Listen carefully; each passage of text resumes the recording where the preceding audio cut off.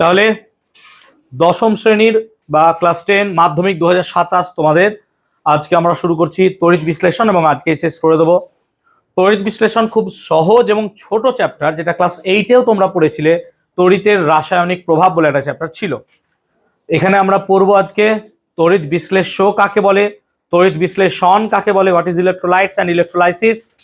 তার সঙ্গে আমরা পড়বো কি কপার সালফেটের তড়িৎ বিশ্লেষণ, জলের তড়িৎ বিশ্লেষণ, ধাতু নিষ্কাশন, ধাতু পরিশোধন এবং তড়িৎ লেপন। এগুলো নিয়ে আমাদের আজকের আলোচনা। সময় নষ্ট না করে সোজা চলে যাচ্ছি। তড়িতের সুপরিবাহী ও কুপরিবাহী পদার্থ কাকে বলে? যে সমস্ত পদার্থ তড়িৎ পরিবহন করতে পারে তাদেরকে বলছি আমরা তড়িতের সুপরিবাহী পদার্থ। তার মানে সুপরিবাহী পদার্থ কাদেরকে বলবো? যারা তড়িৎ পরিবহন করতে পারবে। প্লিজ শুনবে, পরিবহন করতে পারবে তড়িৎ। তাহলে তড়িৎ পরিবহন করতে পারে এই রকম পদার্থকে আমরা বলছি তড়িতের সুপরিবাহী পদার্থ। যেমন তড়িতের সুপরিবাহী পদার্থকে আমরা দুটি ভাগে ভাগ করতে পারি, একটা হতে পারে কঠিন আর একটা হতে পারে তরল। তাহলে দু প্রকারের পদার্থ হতে পারে যারা তড়িৎ পরিবহন করতে পারে। একটি হচ্ছে কঠিন পদার্থ, একটি তরল পদার্থ। মানে কিছু কঠিন পদার্থ আছে, যেমন কঠিন পদার্থ কি হতে পারে স্যার? তামা, রূপা, সোনা, সোডিয়াম ক্লোরাইড কঠিন অবস্থায়। তাহলে এরকম কিছু কঠিন পদার্থ আছে যারা তড়িৎ পরিবহন করতে পারে। আবার কিছু তরল পদার্থও তো আছে, যেমন ধরো পারদ আছে, পারদ একটি তরল পদার্থ কিন্তু তড়িৎ পরিবহন করতে পারে। সেই রকমই কিছু পদার্থ আছে যারা তড়িৎ পরিবহন করতে পারে। তো কঠিন পদার্থের মধ্যে কি কি নাম হতে পারে স্যার? তামা আছে, অ্যালুমিনিয়াম আছে, রূপা আছে, এরকম কিছু পদার্থ আছে যারা কঠিন অবস্থায় তড়িৎ পরিবহন করতে পারে। আর তরল পদার্থের মধ্যে দুটি অবস্থা আমরা খুঁজে পাই, একটা হচ্ছে গলিত অবস্থা আর একটা হচ্ছে আমাদের কি দ্রবীভূত অবস্থা। তার মানে দুটি অবস্থা এরকম পাওয়া যাবে যেখানে সে তড়িৎ পরিবহন করতে পারবে তরল সিচুয়েশনে বা তরল অবস্থায়। যেমন ধরো তরল অবস্থা বলতে আমরা জল পেতে পারি। হ্যাঁ না বলবে প্লিজ। জল তরল পদার্থ। জল কি তড়িৎ পরিবহন করতে পারে? না, তাই জল তড়িতের কুপরিবাহী পদার্থ। কিন্তু আমরা এখানে কথা বলছি সুপরিবাহী পদার্থের মধ্যে যা তড়িৎ পরিবহন করতে পারে। যেমন ধরো যে পারদ, যদি পারদ দেখো সে গলিত অবস্থায় তড়িৎ পরিবহন করতে পারে। ক্লিয়ার হলো ব্যাপারটা? তাহলে গলিত অবস্থায় তড়িৎ পরিবহন করতে পারে। আবার কি হতে পারে? দ্রবীভূত অবস্থায়। যেমন ধরো NaCl এর সাথে যদি তুমি জল মিশিয়ে দাও, তাহলে NaCl এর মধ্যে জলের মিশ্রণ, অর্থাৎ জলে দ্রবীভূত অবস্থায় সোডিয়াম ক্লোরাইড বা খাদ্য লবণ, মানে আমি একটা পাত্রে জল নিয়ে তাতে কিছুটা পরিমাণ লবণ মিশিয়ে দিলে দেখবো সেটা তড়িৎ পরিবহন করতে পারছে। এই অবস্থাটাকে বলছি আমরা জলে দ্রবীভূত অবস্থায় থাকা সোডিয়াম ক্লোরাইড। তাহলে এই দুটো সিচুয়েশন তড়িৎ পরিবহন করতে পারছে। আমাদের আজকের পড়াশোনার বিষয় হচ্ছে শুধুমাত্র এই ক্যাটাগরির পদার্থগুলোকে নিয়ে, বাকি নিয়ে আমরা পড়বো না। তার মানে আমাদের আজকের পড়াশোনা হবে তরল পদার্থ যারা তড়িৎ পরিবহন করতে পারছে। এবার যারা তড়িৎ পরিবহন করতে পারছে তাদের মধ্যে দেখো কিছু পদার্থ আছে মৌলিক, যেমন পারদ। পারদ একটি মৌলিক পদার্থ। আবার দেখো NaCl, এটি একটি যৌগিক পদার্থ। তার মানে আমরা মৌলিক পদার্থ বা যৌগিক পদার্থ উভয়ের ক্ষেত্রে দেখছি তড়িৎ পরিবহন করতে পারছে। এখন গলিত আর জলে দ্রবীভূত এই দুটো মানেটা কি? মানেটা যদি একটু বুঝতে চাই, ধরো আমার কাছে কি করলাম, একটা বাটি নিলাম, তার মধ্যে সোডিয়াম ক্লোরাইডের দানা নিয়েছি, কিছুটা লবণ নিয়েছো NaCl। এটা আছে কঠিন অবস্থায়, এটা আছে কঠিন অবস্থায়। যখনই এই সোডিয়াম ক্লোরাইডকে তুমি 800 ডিগ্রি সেলসিয়াস উষ্ণতায় উত্তপ্ত করবা, তখন এই বাটির মধ্যে থাকা সোডিয়াম ক্লোরাইড গুলো তরলে পরিণত হয়ে যাবে, অর্থাৎ এখানে কি হয়ে যাবে? সে গলে যাবে। মাথায় রাখবা, গলে যাচ্ছে। গলে যাওয়া মানে কি? বরফকে তুমি রেখেছো, বরফ আস্তে আস্তে গলে যাচ্ছে। তার মানে সোডিয়াম ক্লোরাইডকে 800 ডিগ্রি সেলসিয়াস তাপমাত্রায় উত্তপ্ত করলে পরে তবে সে গলবে, আনলেস সে গলবে না। আই হোপ বুঝাতে পারছি ব্যাপারটা। তাহলে সোডিয়াম ক্লোরাইডকে আমি এত উষ্ণতায় উত্তপ্ত করলে তবেই সে গলছে, তবেই সে গলছে। এটা হচ্ছে গলিত সোডিয়াম ক্লোরাইড। সেজন্য আমরা এখানটাতে এটাকে লিখতে পারবো স্যার গলিত সোডিয়াম ক্লোরাইড।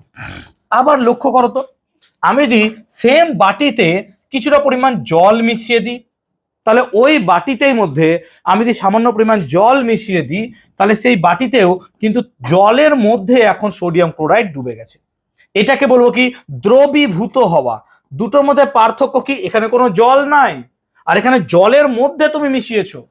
তার মানে এই দুটো জায়গাতেই কিন্তু কি হয়েছে আমাদের লজিক্যালি সোডিয়াম ক্লোরাইড তরল অবস্থায় আছে। কেমন? একটাতে গলিত হয়ে গেছে আর একটাতে দ্রবীভূত, অর্থাৎ দুটোর অবস্থাটা হচ্ছে কি স্যার?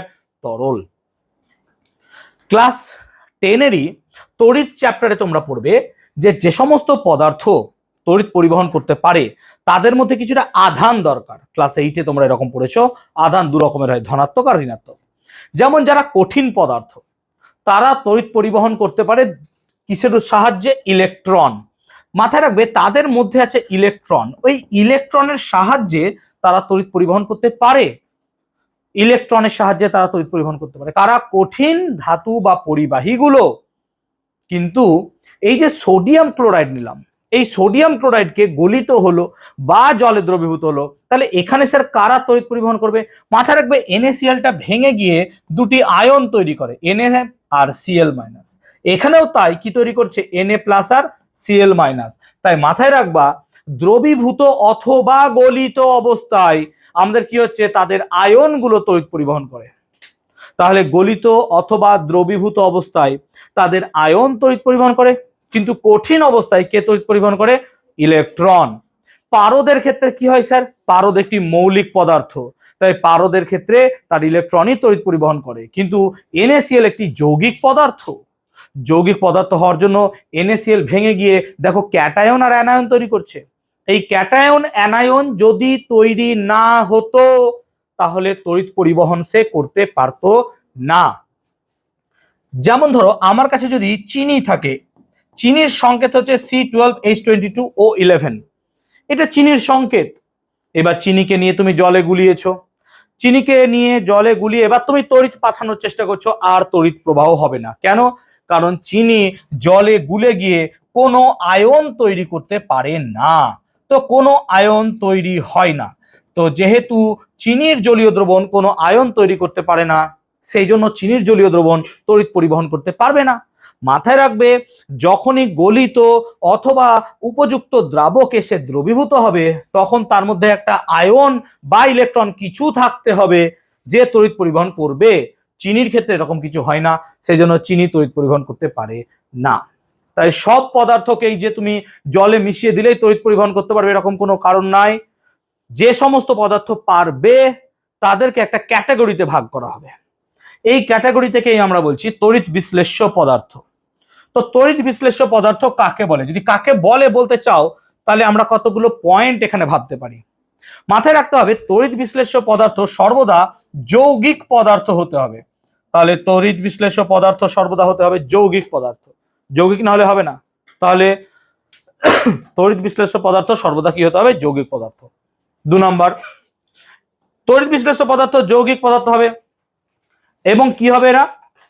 এরা গলিত অথবা উপযুক্ত দ্রাবকে দ্রবীভূত অবস্থায় থাকতে হবে। গলিত অথবা উপযুক্ত দ্রাবকে দ্রবীভূত অবস্থায় থাকবে।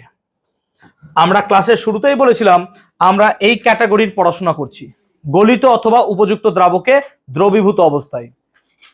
সেই জন্য যারা তড়িৎ বিশ্লেষ্য পদার্থ হবে তাদের মধ্যে যৌগিক পদার্থ হতেই হবে এবং গলিত অথবা উপযুক্ত দ্রাবকে দ্রবীভূত অবস্থায় থাকতে হবে।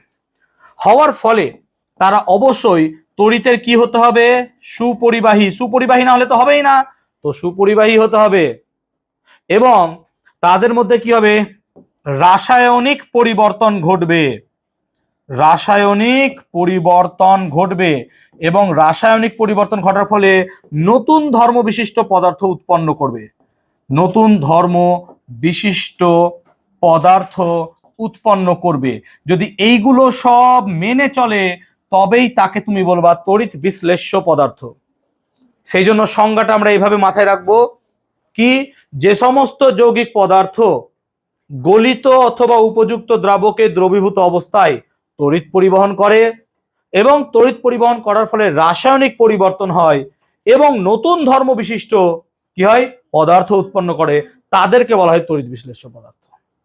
যেমন ধরো আমরা এখানে যে NaClটা নিচ্ছিলাম, সেই NaCl ভেঙে গিয়ে দুটো পদার্থ তৈরি করবে, কি? একটা সোডিয়াম আর একটা কি তৈরি করবে স্যার? ক্লোরিন। সোডিয়াম আর তৈরি করবে ক্লোরিন। তাহলে দেখো NaCl কে গলিত অথবা উপযুক্ত দ্রাবকে দ্রবীভূত অবস্থায় তার মধ্য দিয়ে যদি তড়িৎ চালনা করা যায় তাহলে দেখা যাবে সোডিয়াম ক্লোরাইড ভেঙে যায়, অর্থাৎ তার রাসায়নিক পরিবর্তন ঘটে এবং রাসায়নিক পরিবর্তনের মাধ্যমে সে নতুন ধর্ম বিশিষ্ট পদার্থ অর্থাৎ সোডিয়াম আর কি তৈরি করছে, ক্লোরিন। তাহলে এই পদার্থকে বলবো তড়িৎ বিশ্লেষ্য পদার্থ। যদি তাই হয় শুভ্রজ্যোতি বলতো, আমরা যদি তড়িৎ বিশ্লেষ্য পদার্থকে এরকম ভাবে ভাবতে পারি তাহলে বলতো পারদ কি একটি তড়িৎ বিশ্লেষ্য পদার্থ বলা যেতে পারে? বলা যেতে পারে? এনিওয়ান? কি? কেন? ভেরি গুড, একটু আগেই বলে দিলাম পারদ একটি মৌলিক পদার্থ। ক্লাস শুনবে শুভ্র। তাহলে পরে এখানে তো বলেই দিচ্ছি তড়িৎ বিশ্লেষ্য পদার্থ হতে গেলে তাকে কি হতে হবে? যৌগিক পদার্থ। যেহেতু পারদ একটি মৌলিক পদার্থ তাই পারদ কখনোই তড়িৎ বিশ্লেষ্য হবে না। তড়িৎ বিশ্লেষ্য হতে গেলে তাকে অবশ্যই কি হতে হবে? যৌগিক পদার্থ। Is it okay or not? তাহলে চিনি বলো তো, এই ছেলে তুমি বলো, চিনি কি একটি তড়িৎ বিশ্লেষ্য পদার্থ হবে? চিনি বা চিনির জলীয় দ্রবণ কেন হবে না? কেন হবে না? বোর্ড দেখো, বোর্ড দেখো, বোর্ড দেখো বলো কেন হবে না? স্বর্ণব কেন হবে না? আর দাঁড়ান, শোনে না পরে পিটাবো আমি কিন্তু। কেন হবে না রাজনা? মৌলিক পদার্থ। চিনি অবশ্যই যৌগিক পদার্থ। হ্যাঁ, ভেরি গুড। তড়িতে সুপরিবাহী নয়, তার মানে চিনি একটি যৌগিক পদার্থ। গলিত অথবা উপযুক্ত দ্রাবকে থাকতে পারে কিন্তু সে তড়িতে সুপরিবাহী নয়। তার মানে একটা কথা মাথায় রাখতে হবে, তড়িৎ বিশ্লেষ্য হতে গেলে এইগুলো সব কি করতে হবে? তাকে মানতে হবে। তাহলে পারদ যেহেতু যৌগিক পদার্থ নয়, পারদ অবশ্যই একটি তড়িৎ বিশ্লেষ্য পদার্থ নয়। সেরকমই চিনি গলিত অথবা উপযুক্ত দ্রাবকে দ্রবীভূত হতে পারে, বাট কখনোই চিনি তড়িতে সুপরিবাহী নয়। সেই জন্য চিনি তড়িৎ বিশ্লেষ্য পদার্থ হবে না। ক্লিয়ার হয়েছে না? হয়নি বলবে। এবার কি ক্লিয়ার হয়েছে পুরো জিনিসটা? তড়িৎ বিশ্লেষ্য পদার্থ কাকে বলে? যে সমস্ত যৌগিক পদার্থ গলিত অথবা উপযুক্ত দ্রাবকে দ্রবীভূত অবস্থায় কি করে? তড়িৎ পরিবহন করে এবং তড়িৎ পরিবহনের মাধ্যমে রাসায়নিক পরিবর্তন ঘটে এবং নতুন ধর্ম বিশিষ্ট পদার্থ উৎপন্ন করে, তাদেরকে কি বলছি আমরা? তড়িৎ বিশ্লেষ্য পদার্থ। Is it okay or not বলবে প্লিজ? ক্লিয়ার হচ্ছে সবার? তড়িৎ বিশ্লেষ্য পদার্থকে আমরা দুভাগে ভাগ করতে পারি, একটি তীব্র তড়িৎ বিশ্লেষ্য, একটা হচ্ছে মৃদু তড়িৎ বিশ্লেষ্য পদার্থ। যে সমস্ত তড়িৎ বিশ্লেষ্য পদার্থ সম্পূর্ণভাবে বিয়োজিত হয়, বিয়োজিত মানে এই যে আমরা কোনো জায়গায় NaCl লিখছি, এই NaClটা যে ভেঙে গিয়ে Na প্লাস আর Cl মাইনাস তৈরি করছে না, এটাকে বলা হয় বিয়োজন বিক্রিয়া বা আয়নীভবন। এটাকে বলছে আয়নীভবন বিক্রিয়া বা বিয়োজিত হচ্ছে।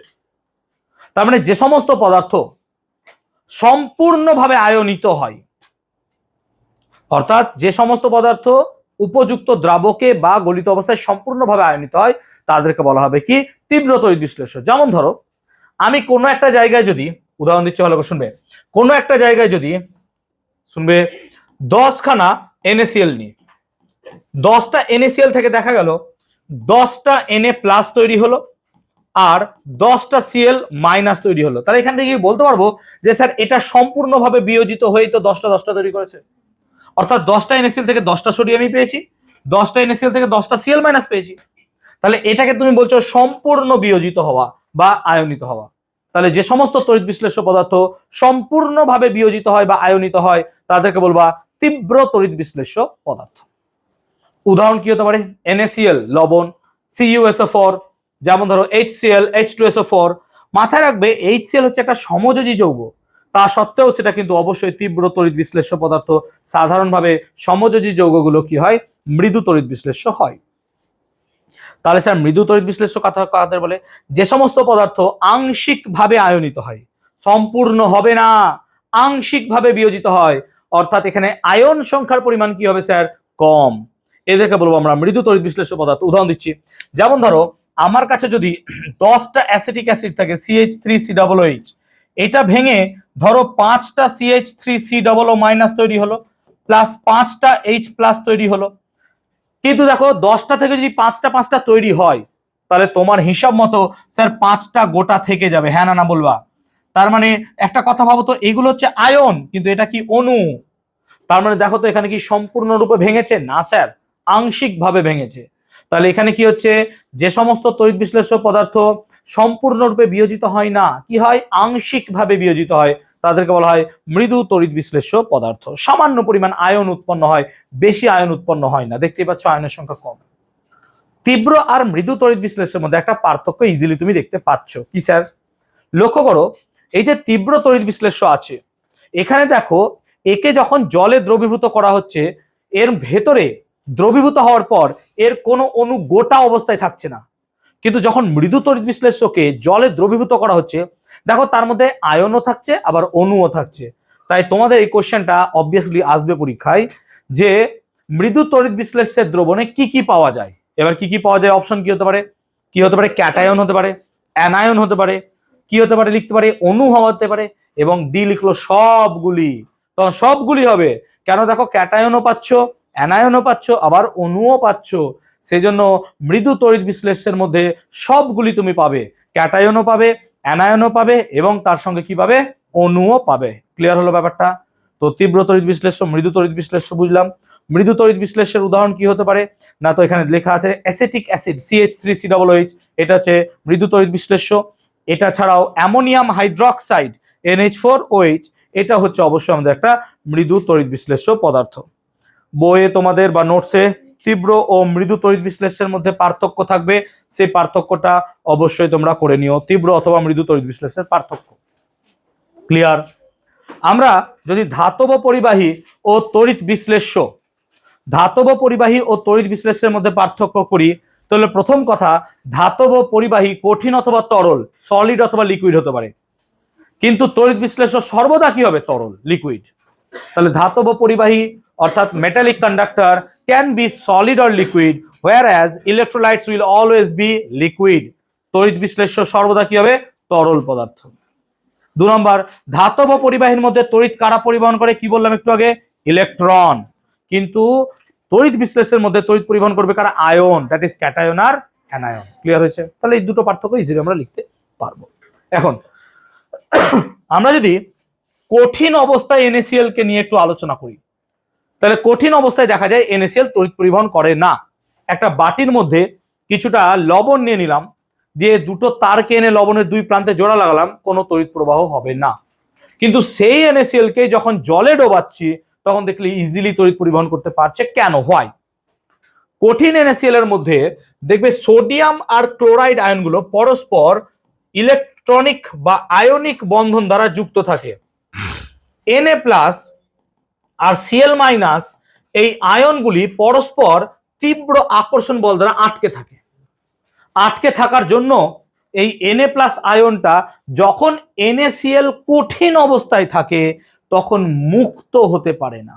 আই রিপিট, যখন NaCl কঠিন অবস্থায় আছে তখন Na+টা এখান থেকে বেরোতে পারে না। তো যদি কঠিন অবস্থায় NaCl এই রকম ধর্ম দেখায় যে Na+ বা Cl- কোনোটাই মুক্ত হচ্ছে না, তাহলে সে তড়িৎ পরিবহন করতে পারবে না। তার কারণ কি? তড়িৎ পরিবহন করতে গেলে আয়ন দরকার, কিন্তু কঠিন NaCl কোনো আয়ন তৈরি করতে পারে না। তাহলে কঠিন NaCl যেহেতু কোনো আয়ন তৈরি করতে পারছে না, সেই জন্য কঠিন NaCl তড়িৎ পরিবহন করতে পারবে না। Is it okay or not বলবে প্লিজ? তাহলে আয়ন তৈরি করতে গেলে আমাদেরকে তাকে কি করতে হচ্ছে? জলে দ্রবীভূত করতে হচ্ছে, অথবা তাকে কি করতে হচ্ছে? গলাতে হচ্ছে। হ্যাঁ না না বলবে?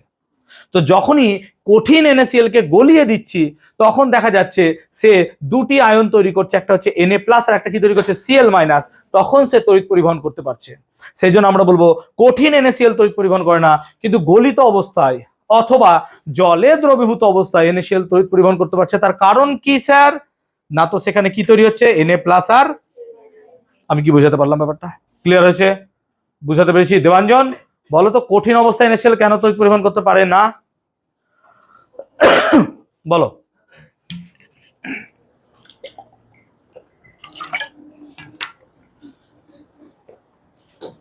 দাঁড়াও, কি অবস্থা? কেন হয়নি? বুঝালাম তো, বহুবার বললাম। বলো। আকর্ষণ বল বেশি থাকার জন্য কি হয়? পারে না।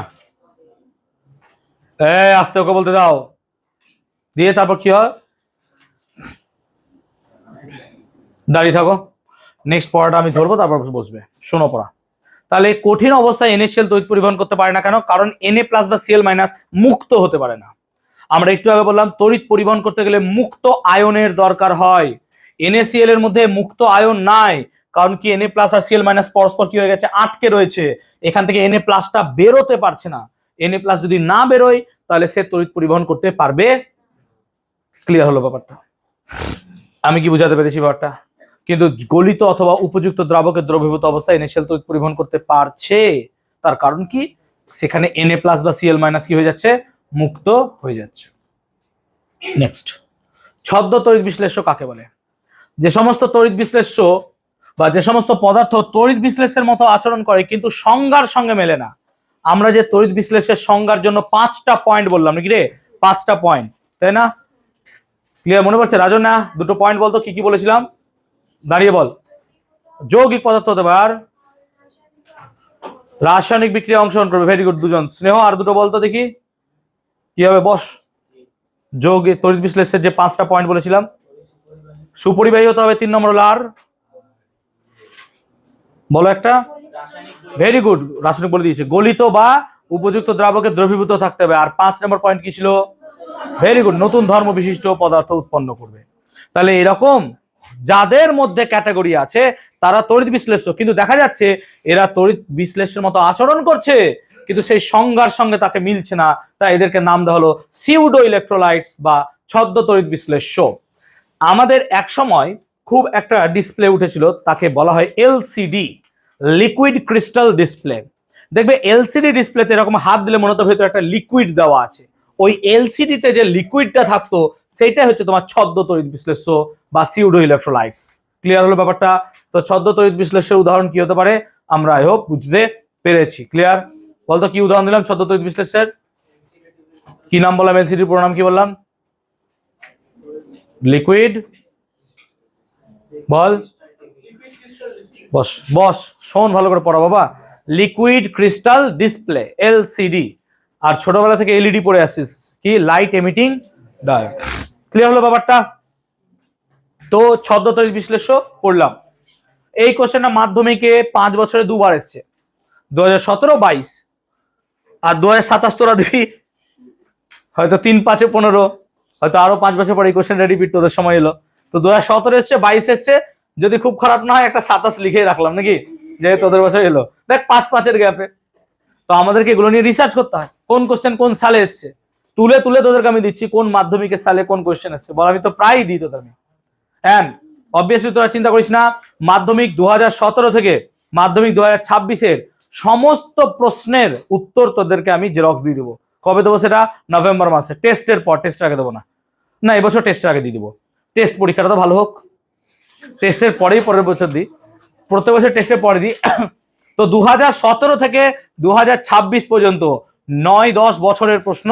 1 বছর বোধহয় মাধ্যমিক হয়নি তোমাদের ওই করোনার জন্য, 1 বছর বা 2 বছর তো, বা রিডিউস সিলেবাসে হয়েছিল। যাও, ওই 9 বা 8 বছর বা 10 বছরের প্রশ্ন এক জায়গায় তোমরা পাবে, প্রশ্নের উত্তর সহ সব রেডি করে রাখি আমি তোদের জন্য। সাজেশনস তৈরি হচ্ছে, শুধু তোদের কাজ পড়া করা, মন দিয়ে পড়াশোনা করা। চল কোশ্চেনটা দেখি তাহলে। বলছে, আস্তে শুনবে, চিনির জলীয় দ্রবণ তড়িৎ পরিবহন করতে পারে না। কেন পারে না? কারণ চিনির জলীয় দ্রবণ আয়ন তৈরি করতে পারে না। ও দ্রবীভূত হয় কিন্তু ও ক্যাটায়ন অ্যানায়ন তৈরি করতে পারে না, ঠিক তো? কিন্তু সোডিয়াম ক্লোরাইডের জলীয় দ্রবণ পারে কেন? সম্ভবই বলতো? দাঁড়া, সোডিয়াম ক্লোরাইডের জলীয় দ্রবণ তড়িৎ পরিবহন করতে পারে কেন? এখন তো বুঝলাম, সোডিয়াম ক্লোরাইডের জলীয় দ্রবণ তড়িৎ পরিবহন করতে পারে কেন?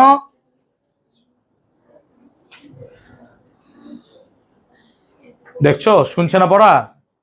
দাঁড়িয়ে থাক, পড়া দেখ, শুনবি। সুস্মিতা বল।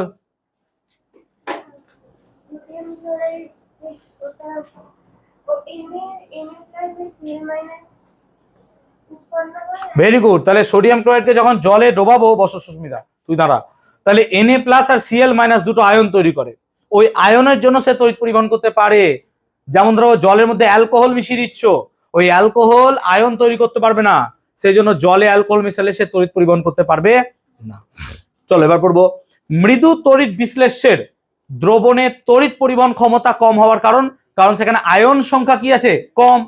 আয়ন সংখ্যা কম হওয়ার জন্য সেখানে তড়িৎ পরিবহন ক্ষমতাও কি হয়? কম। আয়ন সংখ্যা বেশি হলে সেখানে তড়িৎ পরিবহন ক্ষমতা কি হবে স্যার? বেশি হবে। তাই একটা কথা মাথায় রাখবো, মৃদু তড়িৎ বিশ্লেষ্য দ্রবণে আয়নের পরিমাণ কি থাকে স্যার? কম। আয়নের পরিমাণ যেহেতু কম থাকে সেই জন্য সে তড়িৎ পরিবহন কি করতে পারবে? কম। আয়ন সংখ্যা বেশি হলে সে তড়িৎ পরিবহন করতে পারবে বেশি। সেই জন্য তীব্র তড়িৎ বিশ্লেষ্য দ্রবণে তড়িৎ পরিবহন কি হয়? বেশি। মৃদু তড়িৎ বিশ্লেষ্যে তড়িৎ পরিবহন কি হবে? বল, কি বললাম সম্ভবই বল, প্রশ্নের উত্তর বল এবার। আরে নিজের ভাষায় বল না, কি বুঝলি আমি যা বুঝালাম। মৃদু তড়িৎ আবার বই খোলে।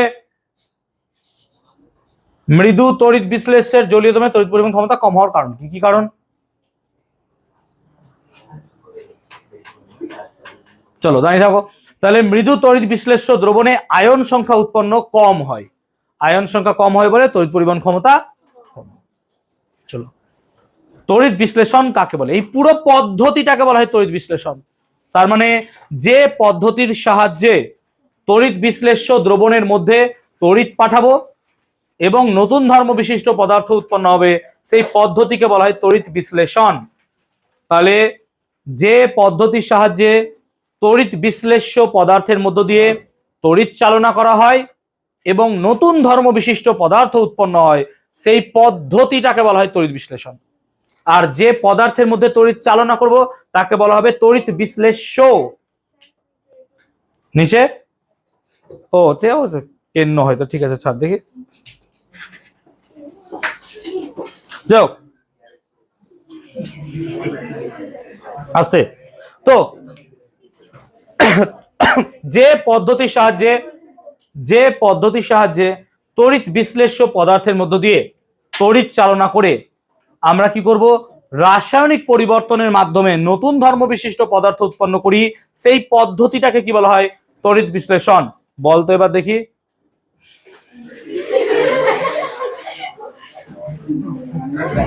তুই মুখস্থ করছিস কেন? ব্যাপারটা বোঝ যে আমি, আরে স্যার কি বুঝালেন আপনি? এইটুকু তো সিম্পল কথা, যে তড়িৎ বিশ্লেষ্য পদার্থের মধ্যে তড়িৎ পাঠাবো এবং নতুন ধর্ম বিশিষ্ট পদার্থ উৎপন্ন হবে, সেই পদ্ধতিটাকে কি বলছি? এইটুকু তো সিম্পল কথা। এবার এটা তো বুঝলাম, পরীক্ষায় তো আমাকে পরিবেশনা ভালো করতে হবে না? ব্যাপারটা বোঝা আলাদা আর লোক দেখানো ব্যাপারটা আলাদা। তুমি নিশ্চয় যখন বাড়িতে থাকো তখন যা ড্রেস পরো সেই ড্রেস পরে কোনো অনুষ্ঠান বাড়ি যাও না, তাই না? তখন তুমি কি করো? লোককে দেখানোর জন্য ঠোঁটে লিপস্টিক লাগাও, নেল পলিশ লাগাও, আইব্রো ব্লাশ, সেরকম কত কি আছে সেগুলো ইউজ করো, তাই না? বসো। তো সেই রকমই পরীক্ষার খাতাতেও তোমাকে একজনকে ইমপ্রেস করতে হবে, এই স্যার আর ম্যাডাম। সেই স্যার বা ম্যাডামকে ইমপ্রেস করার জন্য খাতায় সুন্দর সাজিয়ে লিখতে হবে। তখন ভাষাটা এরকম হবে যে পদ্ধতির সাহায্যে বা মাধ্যমে তড়িৎ বিশ্লেষ্য পদার্থের মধ্য দিয়ে তড়িৎ প্রবাহ পাঠানোর মারফত রাসায়নিক পরিবর্তনের ফলে নতুন ধর্ম বিশিষ্ট পদার্থ উৎপন্ন হয়, সেই পদ্ধতি বা প্রক্রিয়াকে বলা হয় তড়িৎ বিশ্লেষণ। এইটা হলো ভাষা। আর আমি কি বুঝলাম? তড়িৎ বিশ্লেষ্য পদার্থের মধ্যে তড়িৎ পাঠাবো, নতুন ধর্ম পদার্থ উৎপন্ন হবে, এটাই হচ্ছে তড়িৎ বিশ্লেষণ। Simple as that. তুমি যে ভাষায় বন্ধুকে কথা বলো, চিঠি লেখার সময় সেই বন্ধুকে দিয়ে লেখো না নিশ্চয়ই। বন্ধুকে যখন চিঠি লিখতে দেয় নিশ্চয় বলো, বন্ধু কেমন আছিস? তুই নিশ্চয় তোর বন্ধুকে জিজ্ঞেস করে না কেমন আছিস? হ্যাঁ, গালে আসছো কি রে, কি খবর, তাই না? বা পিঠে দাঁড়িয়ে আছে বন্ধু, দুম করে মেরে দিয়ে, রে বন্ধু কি খবর, কি হয়েছে? আর বন্ধুও বলিস না হয়তো, তাই না? যাই হোক, চলো ঠিক আছে। চলো, তড়িৎদ্বার কাকে বলে? তো তড়িৎদ্বার কাকে বলে একটু দেখবো আমরা ব্যাপারটা। সো ধরো আমার কাছে এরকম একটা পাত্র আছে, সেই পাত্রের মধ্যে কিছু তড়িৎ বিশ্লেষ্য পদার্থ আছে। বলো, এই তড়িৎ বিশ্লেষ্য পদার্থের মধ্যে আমাকে কি তড়িৎ পাঠাতে হবে? হ্যাঁ পাঠাবো। তড়িৎ পাঠাতে হবে কি মানে কি তারকে ছিলের মধ্যে ভরে দেবো? তাহলে হবে না ব্যাপারটা। সেই জন্য আমাদের কি হয়, কিছু একটা পাত নিতে হয়, ধাতব বা অধাতব। তাহলে আমরা ব্যাটারি থেকে তার এনে আমরা কি করব? এই তড়িৎ বিশ্লেষ্যের মধ্যে এরকম করে তড়িৎ পাঠানোর জন্য একটা কিছু পাত ব্যবহার করব, প্লেট, পাত। সেই পাতটা ধাতব হতে পারে, অধাতব হতে পারে। তো তড়িৎদ্বার প্রথমত ভাবতে পারিস তুই ধাতব হতে পারে বা কি হতে পারে স্যার? অধাতব। ধাতব তড়িৎদ্বার তো অনেক আছে, শুনবে প্লিজ। প্ল্যাটিনাম হতে পারে। তো ধাতব তড়িৎদ্বার স্যার প্ল্যাটিনাম হতে পারে, কপার হতে পারে, সিলভার হতে পারে, এরকম অনেকগুলো ধাতব তড়িৎদ্বার হতে পারে। কিন্তু অধাতব তড়িৎদ্বারের সংখ্যা খুব কম। কেন বলতো? অধাতুরা সাধারণত তড়িৎ পরিবহন করে না। ক্লাস 8 কিন্তু কিছু অধাতু আছে যারা তড়িৎ পরিবহন করে, যেমন ধরো গ্রাফাইট, নাকি রে প্লিজ। তো অধাতব তড়িৎদ্বারের মধ্যে মাথায় রাখবা গ্রাফাইট হতে পারে, আরেকটা আছে জানিস কি, গ্যাস কার্বন।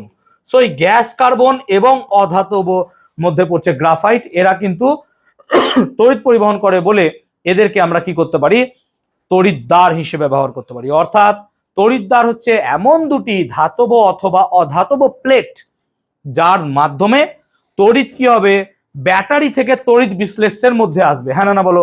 তাই মাথায় রাখবে তড়িৎদ্বারের ক্ষেত্রে কি হয়, তড়িৎ ব্যাটারি থেকে কোথায় যাবে, তড়িৎ বিশ্লেষের মধ্যে যাবে। তাই এই কথাটা মাথায় রাখবি যে তড়িৎদ্বার হচ্ছে এমন একটা জায়গা বা এমন কিছু যেখানে তড়িৎটা ব্যাটারি থেকে কোথায় যাবে স্যার, তড়িৎ বিশ্লেষের মধ্যে। তড়িৎটা ব্যাটারি থেকে কোথায় যাবে, তড়িৎ বিশ্লেষের মধ্যে। তো ব্যাটারি থেকে তড়িৎ বিশ্লেষের মধ্যে যাবে, এটাকে বলছো তুমি তড়িৎদ্বার। তো তড়িৎদ্বার বুঝলাম ব্যাপারটা। এই তড়িৎদ্বার দু প্রকারের হয়।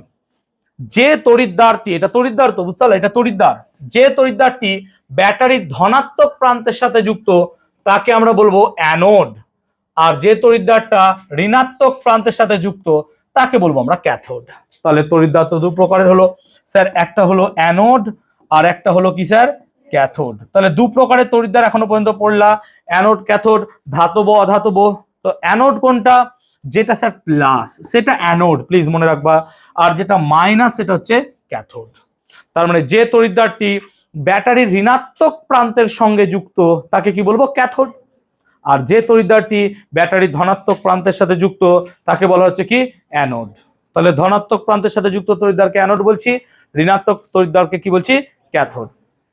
এছাড়াও মিশন একটু মনে রাখবে, তড়িৎদ্বার দু প্রকারের হয়, একটা হচ্ছে সক্রিয় তড়িৎদ্বার, একটা হচ্ছে নিষ্ক্রিয় তড়িৎদ্বার।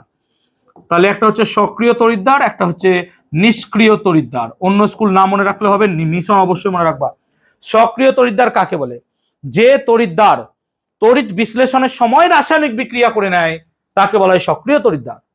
যে তড়িৎদ্বার তড়িৎ বিশ্লেষণের সময় নিজেই রাসায়নিক বিক্রিয়া অংশগ্রহণ করে সক্রিয় তড়িৎদ্বার, না করে নিষ্ক্রিয় তড়িৎদ্বার। যেমন ধরো জলের তড়িৎ বিশ্লেষণের সময় প্ল্যাটিনাম তড়িৎদ্বার, তো জলের তড়িৎ বিশ্লেষণের সময় প্ল্যাটিনাম তড়িৎদ্বার একটি নিষ্ক্রিয় তড়িৎদ্বার। আই রিপিট, জলের তড়িৎ বিশ্লেষণের সময় প্ল্যাটিনাম তড়িৎদ্বার একটা নিষ্ক্রিয় তড়িৎদ্বার।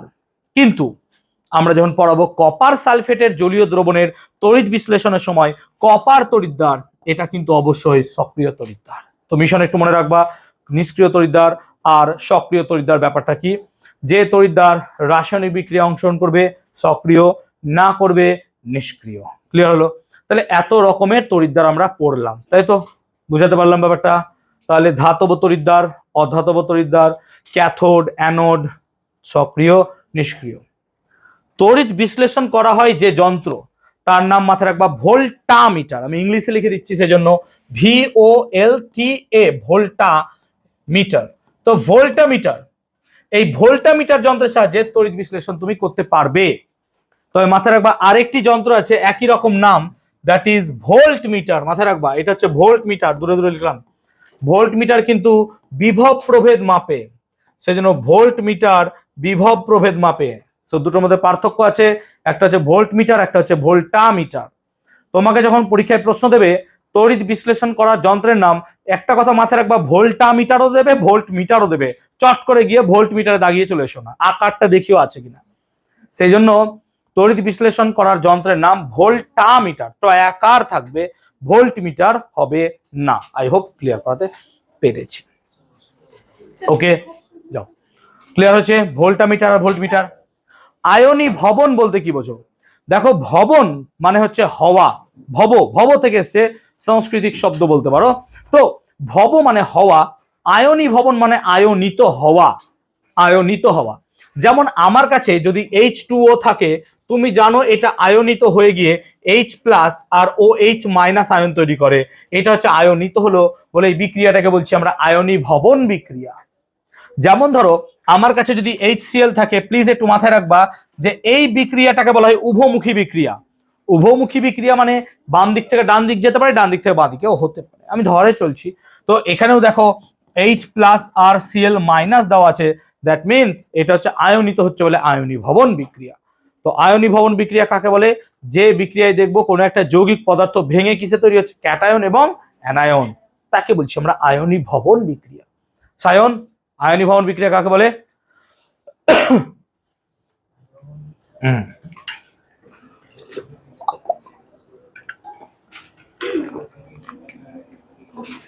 বলো, পড়া শুনছো না কেন?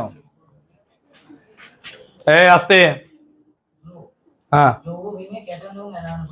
কে বলে দিল? নিজে বললা? বস। যৌগ বা যৌগিক পদার্থ ভেঙে গিয়ে যখন ক্যাটায়ন ও অ্যানায়নে উৎপন্ন করে তখন তাকে বলছি আমরা কি? অবভিয়াসলি আয়নীভবন বিক্রিয়া। এখন আমরা জলের তড়িৎ বিশ্লেষণ করব। দেখো, তড়িৎ বিশ্লেষণ কার করব? তড়িৎ বিশ্লেষ্য পদার্থের। তো যে পদার্থের তড়িৎ বিশ্লেষণ করব তা হচ্ছে তড়িৎ বিশ্লেষ্য। তড়িৎ বিশ্লেষ্য এমন একটা পদার্থ যার আমরা তড়িৎ বিশ্লেষণ করব। যেমন ধরো আমরা এখানে জলের তড়িৎ বিশ্লেষণ করব, তাহলে এখানে তড়িৎ বিশ্লেষ্যটা কি হবে? স্যার জল। কিন্তু একটা কথা মাথায় রাখবা, বিশুদ্ধ জল তড়িৎ পরিবহন করে না। বিশুদ্ধ জল কেন তড়িৎ পরিবহন করে না স্যার? কারণ বিশুদ্ধ জলে আয়ন সংখ্যা কি থাকে? খুবই কম। যেহেতু বিশুদ্ধ জলে আয়ন সংখ্যা খুবই কম থাকে, সেই কারণে সেই জল তড়িৎ পরিবহন করতেই পারে না। আর যদি জল তড়িৎই পরিবহন না করতে পারে তাহলে সেই জল তড়িৎ বিশ্লেষণ হবে কি করে?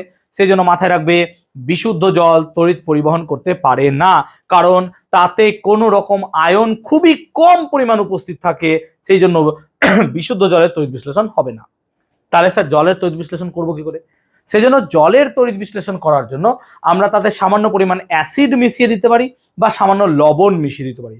সেজন্য লবণ জলের তড়িৎ বিশ্লেষণ সম্ভব হতে পারে এবং তার মধ্য দিয়ে তড়িৎ প্রবাহ হতে পারে, যেটা যদি কেউ 3 ইডিয়টস মুভি দেখো তাহলে ইজিলি বুঝতে পারবে।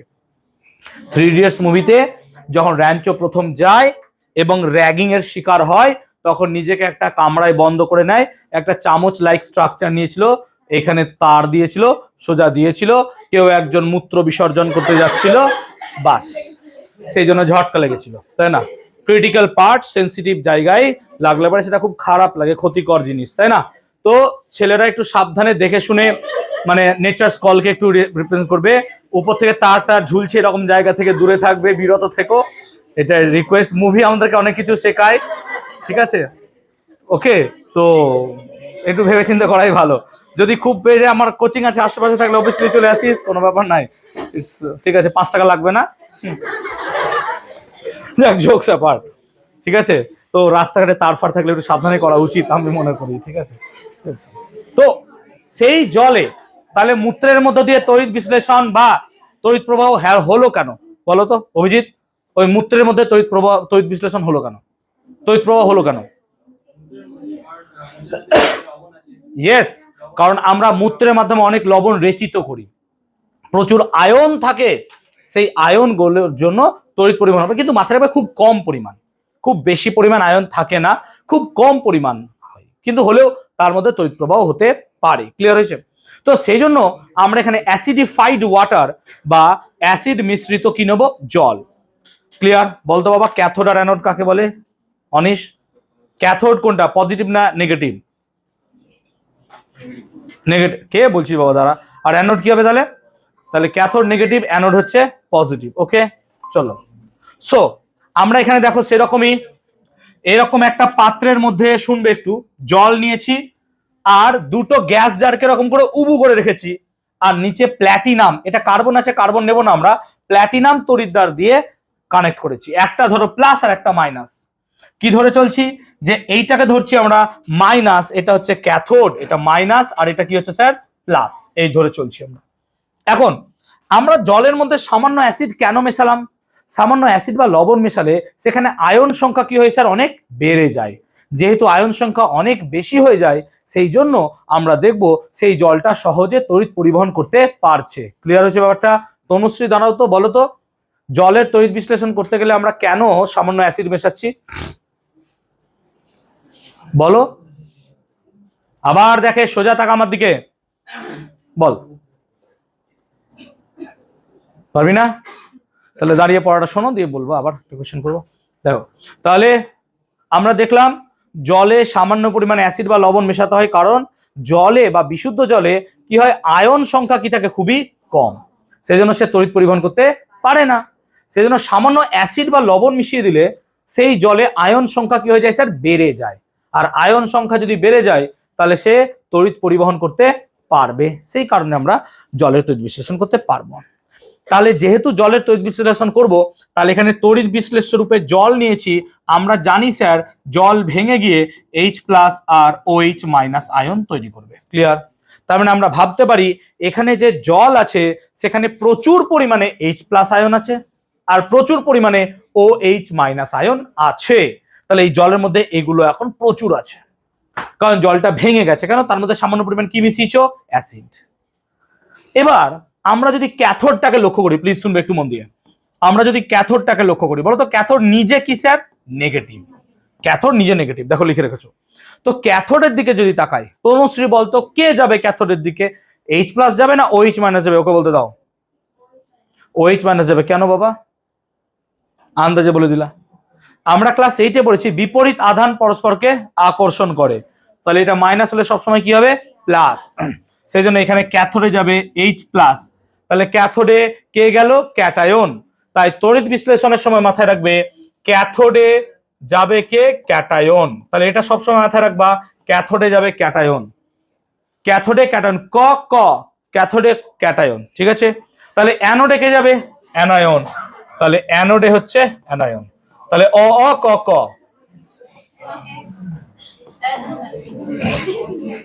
বলো না, খারাপ দেখায় তো। অ্যানোডে অ্যানোডে অ্যানায়ন, ক্যাথোডে ক্যাটায়ন, ঠিক আছে। ক্যাটা যাবে ক্যাথোডে, অ্যানা যাবে অ্যানয়েড। ক্লিয়ার হলো? তাহলে এটা যেন একদম মনে থাকে, ক্যাটায়নে কে যাবে সর্বদা, ক্যাথোডে যাবে ক্যাটায়ন, ঠিক আছে। এবার ক্যাথোডে গিয়ে ক্যাটায়ন নিজেকে ভাবো কি দেখছে। ক্যাটায়ন নিজে দেখো H+, মানে এর ইলেকট্রনের ঘাটতি আছে, হ্যাঁ না বলবা, H+ মানে এর ইলেকট্রনের ঘাটতি আছে। আর ক্যাটায়ন, ক্যাথোড নিজের নেগেটিভ, মানে এখানে প্রচুর ইলেকট্রন আছে, ওর ইলেকট্রনের ঘাটতি আছে।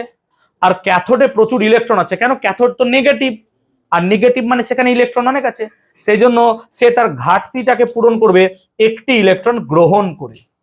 সেই জন্য ক্যাথোডে ইলেকট্রন গ্রহণ করে সে হাইড্রোজেন পরমাণুতে তৈরি হবে। এইরকম দুটি হাইড্রোজেন পরমাণু পরস্পর যুক্ত হয়ে তৈরি করবে হাইড্রোজেন গ্যাস। অর্থাৎ এখান থেকে হাইড্রোজেন গ্যাসের বুদবুদ আস্তে আস্তে উপরে উঠতে থাকবে এবং এখানে হাইড্রোজেন গ্যাস তৈরি হয়ে যাবে। বলতো ইলেকট্রন গ্রহণ করলে কি বিক্রিয়া হয়, জারণ না বিজারণ? বিজারণ। ধাতুবিদ্যায় পড়ালাম নাকি রে? তাহলে ইলেকট্রন গ্রহণ যেহেতু বিজারণ, তাই ক্যাথোডে কি বিক্রিয়া ঘটে, বিজারণ। তাই মাথায় রাখবি ক্যাথোডে ঘটে বিজারণ বিক্রিয়া। ক্লিয়ার? এবার যদি আমরা অ্যানোড দেখি, অ্যানোড নিজে কি হচ্ছে স্যার, প্লাস। তাহলে অ্যানোডে কে যাবে, OH-। তাহলে এই OH- গেল। অ্যানোডে গিয়ে কি দেখছে, অ্যানোড প্লাস, মানে অ্যানোডের মধ্যে ইলেকট্রনের অভাব চলছে। আর OH- মানে কি, ওর ইলেকট্রন বেশি আছে, তাহলে ওই ইলেকট্রন কি করবে, ছেড়ে দেবে। সেই জন্য সেই ইলেকট্রন ছেড়ে দিল, দিয়ে তৈরি করলো OH, এটাকে বলা হয় হাইড্রক্সিল মূলক। এইরকম 4খানা হাইড্রক্সিল মূলক যুক্ত হয়ে আমার তৈরি করবে অক্সিজেন গ্যাস, আর তার সাথে তৈরি করবে জল। তাহলে এই অক্সিজেন গ্যাসটা আস্তে আস্তে আস্তে আস্তে আস্তে উপরের দিকে উঠতে থাকবে। তুমি ছবিতে দেখতে পাচ্ছ যে এখানে যে অক্সিজেন গ্যাসটা তৈরি হয়েছে তার পরিমাণ এখানে তৈরি হওয়া হাইড্রোজেন গ্যাসের তুলনায় কম আছে। এটাই ন্যাচারাল, কারণ তোমরা জানো H2O জলের মধ্যে হাইড্রোজেন আছে 2 ভাগ, অক্সিজেন আছে 1 ভাগ। সেই জন্য জলের তড়িৎ বিশ্লেষণেও আমাদের অক্সিজেন যা তৈরি হবে হাইড্রোজেন তার দ্বিগুণ তৈরি হবে। অর্থাৎ আমরা যদি দেখি যে ক্যাথোড আর অ্যানোড, আমরা যদি দেখি ক্যাথোড আর অ্যানোডে উৎপন্ন গ্যাসের অনুপাত, তাহলে ধরো আয়তনের অনুপাত যদি দেখো, আয়তনের অনুপাত, তাহলে ক্যাথোডে যদি 2 হয়, অ্যানোডে কত হবে স্যার, 1। তাই তো হলো, ক্যাথোডে সবসময় দ্বিগুণ, অ্যানোডে যা হবে। কিন্তু যদি ওজনের অনুপাত দেখো তো, ভালো করে শুনবা, কিন্তু যদি ওজনের অনুপাত দেখো, ক্যাথোডে 2 আয়তন, মানে তুমি 2 মোল যদি ভাবো, তাহলে অ্যানোডে কত মোল তৈরি হবে, 1 মোল। এবার 2 মোল হাইড্রোজেনের ভর কত হবে, ওজন বা ভর 4 গ্রাম নাকি রে, তো 4। আর অ্যানোডে অক্সিজেন, অক্সিজেন কত হবে স্যার, 32। 1 মোল, তো 1 মোল অক্সিজেন মানে কত? 32 গ্রাম। কাটাকুটি গেলে কত হবে স্যার? 1:8। সেই জন্য মাথায় রাখবি যে ক্যাথোড ও অ্যানোডে উৎপন্ন গ্যাসের আয়তনের অনুপাত 2:1, কিন্তু ওজনের অনুপাত 1:8। এটা পরীক্ষায় আসবেই। সো ক্যাথোড এবং অ্যানোডে উৎপন্ন গ্যাসের আয়তনের অনুপাত 2:1, কিন্তু ওজনের অনুপাত কত হবে? 1:8। পড়াটা শোনো। তাহলে ক্যাথোড ও অ্যানোডে উৎপন্ন গ্যাসের আয়তনের অনুপাত কত হলো? 2:1, কিন্তু ওজনের অনুপাত হলো 1:8। এটা যেন পরীক্ষায় এলে পরে লিখতে পারো তোমরা। প্লিজ, এখানে লেখা আছে, চিন্তা করো না, নোটসে দেখে নিও একবার কোনো জায়গায়। তাহলে জলের তড়িৎ বিশ্লেষণ বুঝলা। জলের তড়িৎ বিশ্লেষণে ক্যাথোডে কি গ্যাস তৈরি হয় বলো? অনন্যা বলো তো। অঙ্কনা, জলের তড়িৎ বিশ্লেষণে ক্যাথোডে কি গ্যাস তৈরি হয়? চোখে দেখেও অন্ধ নাকি?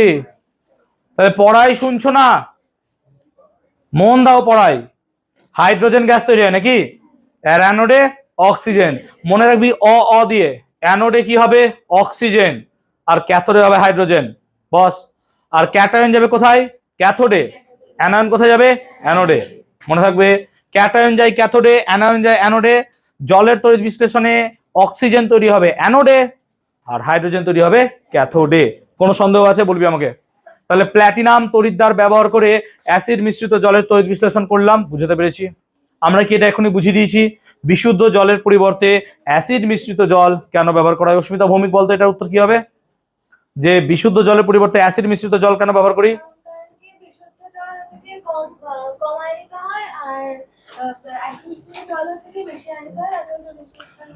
যাক, তাহলে বিশুদ্ধ জলে আয়ন সংখ্যা কম থাকে, সেজন্য তড়িৎ পরিবহন করে না। তাতে সামান্য পরিমাণে যদি অ্যাসিড মিশিয়ে দেওয়া হয়, সে তড়িৎ পরিবহন করতে পারবে, কারণ সেখানে আয়ন সংখ্যাটা কি হয়ে যাবে।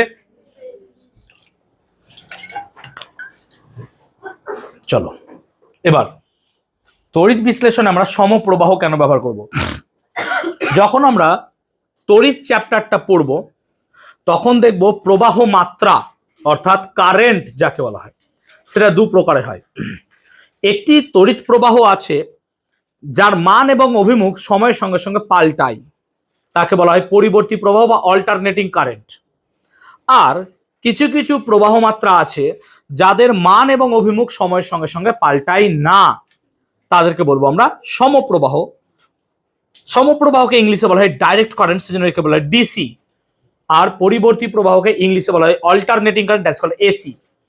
আমরা বাড়িতে যেগুলো ইউজ করছি এগুলো সব হচ্ছে এসি, কিন্তু ব্যাটারি থেকে যে তড়িৎ পাই সেটা হচ্ছে ডিসি, ডাইরেক্ট কারেন্ট।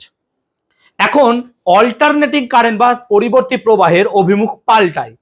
তাহলে ভাবতো একটা পাত্রের মধ্যে যদি আমি এইটাকে প্লাস চয়েস করি, এটাকে মাইনাস, এবার যদি কোনো সময় পরিবর্তী প্রবাহ দেওয়া হয় তাহলে এই প্লাস মাইনাস গুলো কি হবে? অটোমেটিক্যালি সাইন বা তার টার্মিনাল চেঞ্জ করবে।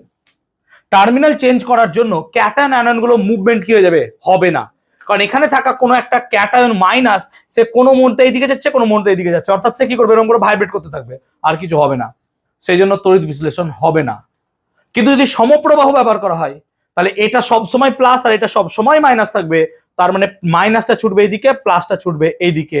সেই কারণে আমরা সমপ্রবাহ বা ডিসি ব্যবহার করব। আমি কি বুঝাতে পারলাম? রাকিব কি বুঝালাম বল? সমপ্রবাহ ব্যবহার করব। সমপ্রবাহ ব্যবহার করার কারণে হচ্ছে মানে যেহেতু প্রবাহ পাল্টাবে না, সেই জন্য প্লাসটা মাইনাসে যাবে আর মাইনাসটা প্লাসে। বসো। তাহলে ক্যাটায়ন অ্যানায়নে, অ্যানায়ন ক্যাটায়নে যেতে সহজ হবে, কিন্তু যদি পরিবর্তী প্রবাহ ব্যবহার করি তাহলে সেক্ষেত্রে তাদের অভিমুখটা পাল্টাতে থাকবে। সেই কারণে আমরা এসি ব্যবহার করব না, অলওয়েজ ডিসি বা সমপ্রবাহ অর্থাৎ ব্যাটারি দিয়ে করব। তাই বাড়িতে সুইচ প্লাগে ভরে আমরা ডাইরেক্ট কোনো তড়িৎ বিশ্লেষণ করতে যাব না। তড়িৎ বিশ্লেষণে শক্তির কিরূপ পরিবর্তন হয় স্নেহ বলতে পারবি কি হয়? আমি ক্লাসের প্রথমেই বলে দিয়েছি। ভেরি গুড, কারণ আমরা প্রথমেই বলে দিয়েছিলাম যে আমরা তড়িৎ পাঠাবো, মানে এখানে তড়িৎ শক্তি কিসে রূপান্তরিত হবে? রাসায়নিক পরিবর্তন, তার মানে রাসায়নিক শক্তিতে পরিণত হচ্ছে। অর্থাৎ তড়িৎ বিশ্লেষণে শক্তি রূপান্তরটা হবে, তড়িৎ শক্তি কিসে রূপান্তরিত হবে? রাসায়নিক শক্তিতে। তাই তড়িৎ বিশ্লেষণের সময় তড়িৎ শক্তি কিসে রূপান্তরিত হবে? রাসায়নিক শক্তিতে। আমি কি বুঝাতে পেরেছি? ক্লিয়ার? চলো এবার কপার তড়িৎদ্বারের উপস্থিতিতে কপার সালফেটের জলীয় দ্রবণের তড়িৎ বিশ্লেষণ করব। আচ্ছা বলো, একটা পাত্রের মধ্যে আমরা কি নিলাম না, তো কপার তড়িৎদ্বার, একটা কপার তড়িৎদ্বারকে ধরলাম আমরা প্লাস, এটা কপার দিয়ে তৈরি, আর একটা তড়িৎদ্বারকে ধরলাম কপার দিয়ে তৈরি, এটা হচ্ছে কপার দিয়ে তৈরি মাইনাস। নিশ্চয়ই মাইনাসটা কি লিখলাম, ক্যাথোড সি লিখলাম, আর প্লাসটা কি হবে স্যার, অ্যানোড এ লিখলাম। আমরা কার তড়িৎ বিশ্লেষণ করব, মাথায় রাখো, কপার সালফেটের জলীয় দ্রবণ, মানে কি কপার সালফেট আর কি আছে স্যার, জল, হ্যাঁ না বলবে প্লিজ।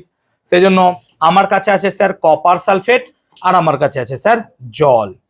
কপার সালফেটকে যদি দেখো তো ভেঙে গিয়ে তৈরি করে Cu2+ আর SO4 2-, সেটা আমরা প্রত্যেকেই জানি।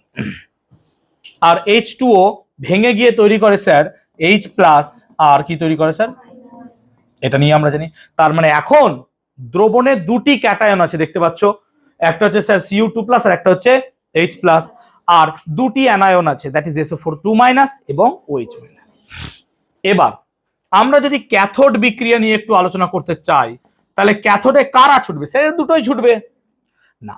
ক্যাথোডে যদিও দুটো অভিমুখে যেতে চাইবে, দেখা গেছে যে দুজনের মধ্যে Cu2+ এর ইলেকট্রন গ্রহণ করার প্রবণতা H+ এর তুলনায় অনেক বেশি, সেই জন্য ক্যাথোডে Cu2+ আগে আগে ছুটে যাবে। ব্যাপারটা এইভাবে ভাবতে পারো, যদি বা ভুল, ব্যাপারটা এইভাবে ভাবতে পারো কি, যে কপার তার ইলেকট্রন দুটি কম আছে আর এইচ এর একটি, তাহলে এর চাহিদা বেশি আছে, এর খাই বেশি আছে বলে আগে ছুটবে। যদি বা এটা ভুল, সিলভারের সব থেকে বেশি, যদি বা সিলভার Ag+ হয়, সিলভারের মাথায় রাখবা সব থেকে বেশি, সেই জন্য সিলভার সব থেকে আগে মুক্ত হবে বেশি তাড়াতাড়ি। যাই হোক, তো Cu2+ আর H+ এর মধ্যে ক্যাথোডে কে যাবে Cu2+, H+ এর থেকে তার ইলেকট্রন গ্রহণ করার প্রবণতা বেশি, এটাকে আমরা বলি কেমিস্ট্রির ভাষায় hyper voltage. So this is termed as hyper voltage. তো হাইপার ভোল্টেজের কনসেপ্ট একটু দিয়ে রাখবা যে Cu2+ আগে যাবে। তো Cu2+ আগে গেল, সে গিয়ে কি করবে স্যার, ইলেকট্রন গ্রহণ। কেন, আমরা একটু আগে কি তাই দেখলাম, ক্যাথোডে গিয়ে ইলেকট্রন কি হয়, গ্রহণ করে, তাই মাথায় রাখবা ক্যাথোডে গিয়ে ইলেকট্রন গ্রহণ করে। আচ্ছা, ক্যাথোডে যদি বিজারণ বিক্রিয়া হয়, অ্যানোডে কি হবে স্যার, অ্যানোডে হবে জারণ বিক্রিয়া। ক্যাথোডে গিয়ে সে ইলেকট্রন গ্রহণ করবে, কটা ইলেকট্রন নেবে বলতো, কটা নেবে ক্যাথোডে, কটা ইলেকট্রন নেবে, কোন জগতে আছিস, কটা ইলেকট্রন নেবে, কেন মাথায় কটা আছে 2+, সেই জন্য দুটো ইলেকট্রন নেবে।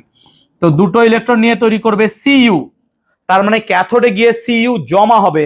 তাহলে ক্যাথোডে গিয়ে যদি Cu জমা হয়, বলতো ক্যাথোডটা কি আস্তে আস্তে কি হবে, মোটা হবে, হ্যাঁ না বল। সেই জন্য এখানে ক্যাথোডটা আস্তে আস্তে কি হবে স্যার, মোটা হতে থাকবে, কারণ ক্যাথোডে গিয়ে Cu গুলো কি হচ্ছে, জমা হতে থাকছে। আর অ্যানোডে কি ঘটবে স্যার, তাহলে স্যার অ্যানোডে কি ঘটবে, অ্যানোডে মনে হবে যেন এরা দুটোই যাবে, কিন্তু মাথায় রাখবা কপার একটি ধাতু, মেটাল, আর ধাতু সহজে ইলেকট্রন কি করতে পারে, বর্জন করতে পারে। তাই এদের দুজনের ইলেকট্রন বর্জন করার তুলনায় কপার ধাতুর ইলেকট্রন বর্জন করার প্রবণতা অনেক বেশি। সেই জন্য অ্যানোডে কি হয়, কপার, এখানকার যে কপার আছে সেই কপারটা দুটো ইলেকট্রন ছেড়ে দিয়ে Cu2+ রূপে দ্রবণে চলে আসে। মানে ভালো করে বোঝ, দ্রবণের কপার কি হচ্ছে স্যার, না তো দ্রবণের কপার এখানে গিয়ে জমছে, হ্যাঁ না বলো। আর দ্রবণে তাহলে কপার গুলো যদি সব এখানে জমে যায়, দ্রবণে আস্তে আস্তে কপার কি হয়ে যাবে, কমে যাবে। তাকে ব্যালেন্স করার জন্য এখানকার কপার কোথায় চলে আসছে, দ্রবণে চলে আসছে। তাহলে আমরা এরকম ভাববো অ্যানোডটা আস্তে আস্তে কি হয়ে যাবে স্যার, ক্ষয়ে যাবে। এমন মনে হবে যেন এই অ্যানোডের মালগুলোই কোথায় চলে গেছে, ক্যাথোডে, হ্যাঁ না বলবে প্লিজ। এই অ্যানোডের কপার গুলোই কোথায় চলে গেছে, ক্যাথোডে। আচ্ছা, তাহলে এখানে যদি কপার না নিয়ে লোহা নিতাম, তাহলে এর উপর কি কপারের প্রলেপ পড়ে যেত, লোহার উপর কিসের প্রলেপ পড়ে যেত, কপারের। এটাকে আমরা বলি তড়িৎ লেপন বা ইলেকট্রোপ্লেটিং, পরে পড়াচ্ছি। আমি কি বুঝাতে পারলাম? তাহলে কপার সালফেটের জলীয় দ্রবণের তড়িৎ বিশ্লেষ্যে আমরা প্রথমে আয়নীভবন বিক্রিয়া দেখলাম। আয়নীভবন বিক্রিয়ায় কপার সালফেট ভেঙে গিয়ে কি তৈরি করলো স্যার, Cu2+ আর কি তৈরি করলো, SO4 2-, আর H2O ভেঙে গিয়ে কি তৈরি করলো, H+ আর OH-। এখন দেখলাম ক্যাথোডে কে গেল, H+ না Cu2+, আর Cu2+ গেল। কেন Cu2+ গেল, কারণ Cu2+ এর ইলেকট্রন গ্রহণ করার প্রবণতা অনেকটা বেশি। সেই জন্য Cu2+ গিয়ে দুটো ইলেকট্রন কি করে নিল, গ্রহণ করে নিল, দিয়ে কপার তৈরি করলো এবং সেই কপারটা ক্যাথোডের উপর জমা হতে থাকলো। এই জন্য কপারটা ক্যাথোডের উপর জমা হতে থাকার কারণে ক্যাথোড আস্তে আস্তে মোটা হতে লাগলো। অ্যানোডে কি ঘটছে, অ্যানোডে SO4 2- আর OH- যাওয়ার আগেই কপার নিজেই দুটো ইলেকট্রন ছেড়ে দ্রবণে চলে আসছে, যাতে করে দ্রবণে কপার সালফেটের গাঢ়ত্বের কোনো পরিবর্তন না হয় এবং বিক্রিয়ার মারফত আমরা দেখতে পাচ্ছি Cu2+ দ্রবণে চলে আসছে।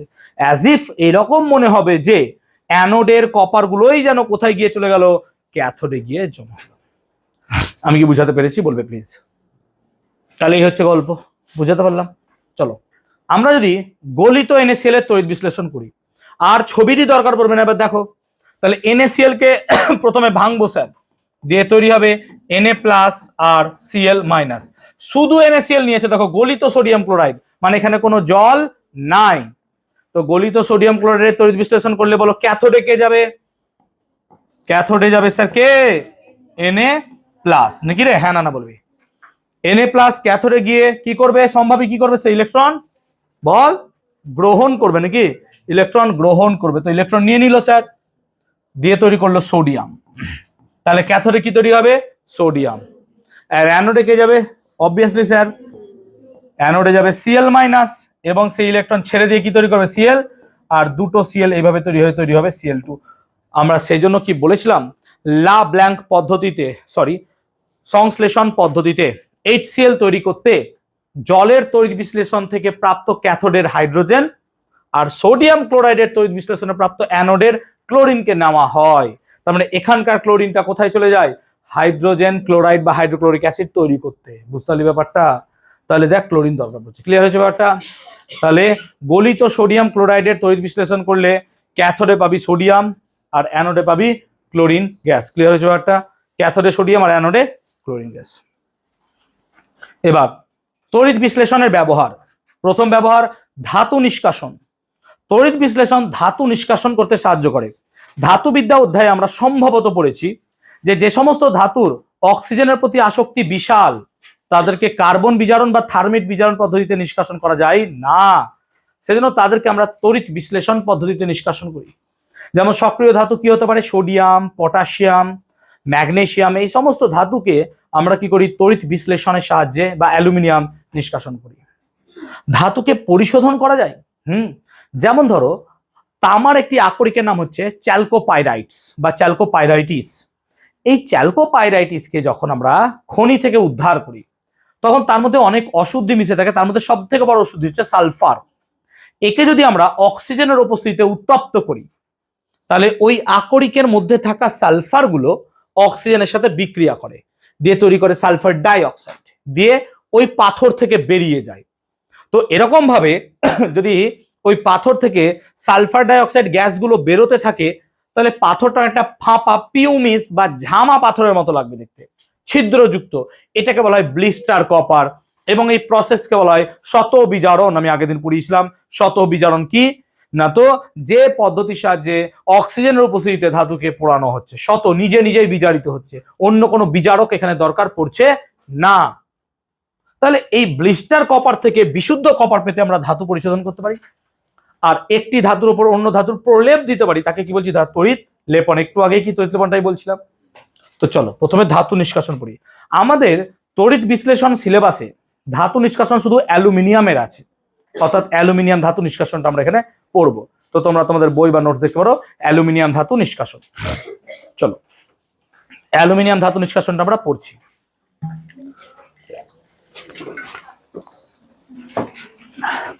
অ্যালুমিনিয়াম ধাতু নিষ্কাশনের ক্ষেত্রে আমরা যে এখানে ভোল্টামিটারটা চয়েস করব, সেই ভোল্টামিটারটা হচ্ছে স্টিলের ট্যাঙ্ক। এর ভেতরের গায়ে গ্যাস কার্বনের একটা এরকম আস্তরণ দিয়ে দেবো। মাথায় রাখবা, এটা হচ্ছে গ্যাস কার্বনের আস্তরণ, আর এটাকে আমরা নেগেটিভের সাথে যুক্ত করে দিলাম। তাহলে এটাই হয়ে যাবে আমার কি? ক্যাথোড। তাই মাথায় রাখবি অ্যালুমিনিয়াম ধাতু নিষ্কাশনের ক্ষেত্রে ক্যাথোড রূপে কি নেওয়া হয়? স্টিলের ট্যাঙ্কের ভেতরের গায়ে থাকা ক্যাথোড, এই গ্যাস কার্বন। তাহলে অ্যালুমিনিয়াম ধাতু নিষ্কাশনের ক্ষেত্রে ক্যাথোড রূপে আমরা নেব স্টিলের ট্যাঙ্কের ভেতরের গায়ে থাকা গ্যাস কার্বনের কি নেব আস্তরণ। তাহলে এই স্টিলের ট্যাঙ্কের ভেতরের গায়ে থাকা যে গ্যাস কার্বনের আস্তরণ আছে, এই যে আস্তরণটা দেখতে পাচ্ছ, এইটা হচ্ছে আমার কি ক্যাথোড, এটা হচ্ছে ক্যাথোড। আর অ্যানোড রূপে কি নেব মাথায় রাখবা, অ্যানোড রূপে ওপর থেকে কিছু গ্রাফাইট দণ্ডকে এরকম করে আমি ঝুলিয়ে দেবো। তাহলে ওপর থেকে এরকম কিছু গ্রাফাইট দণ্ডকে ঝুলিয়ে দিয়েছি, এইগুলো সমস্তকেই আমি প্লাস দিয়ে যুক্ত করে দিলাম বলে এগুলো সব হয়ে গেল আমার এখানে অ্যানোড। আমরা এখানে তড়িৎ বিশ্লেষ্য রূপে চয়েস করব, তড়িৎ বিশ্লেষ্য রূপে আমরা নেব অ্যালুমিনা, এইটা হচ্ছে আকরিক, কিন্তু অ্যালুমিনার সাথে আমরা আরো দুটো পদার্থ মিশিয়ে দিই, যেটা হচ্ছে ক্রায়োলাইট আর হচ্ছে কি আমাদের ফ্লুওস্পার। এবার কেন স্যার ক্রায়োলাইট আর ফ্লুওস্পার মেশালেন? আমি যদি শুধু অ্যালুমিনাকে নিয়ে গলাতে যাই তাহলে সেক্ষেত্রে দেখবো অ্যালুমিনার গলনাঙ্ক অনেক বেশি, অর্থাৎ বক্সাইডের গলনাঙ্ক অনেক বেশি, অনেক বেশি উচ্চ তাপে যেহেতু গলে, সেজন্য এখানে তড়িতের পরিমাণটাও কি লাগবে বেশি। যেহেতু তড়িতের পরিমাণটা বেশি লাগবে সেজন্য এখানে খরচটাও কি হবে স্যার বেশি, অ্যালুমিনিয়ামের দাম কি হবে বেড়ে যাবে। সেজন্য আমরা এর মধ্যে ক্রায়োলাইট ও ফ্লুওস্পার মেশাই, এগুলো হচ্ছে বিগালক। বিগালক মানে যে গলাতে সাহায্য করে, ধাতুবিদ্যায় পড়েছিলাম মনে করে দেখবে, তো বিগালক কি হয় গলাতে সাহায্য করে, সেজন্য এগুলোকে মিশিয়ে দিলে এর গলনাঙ্কটা কমে যায়।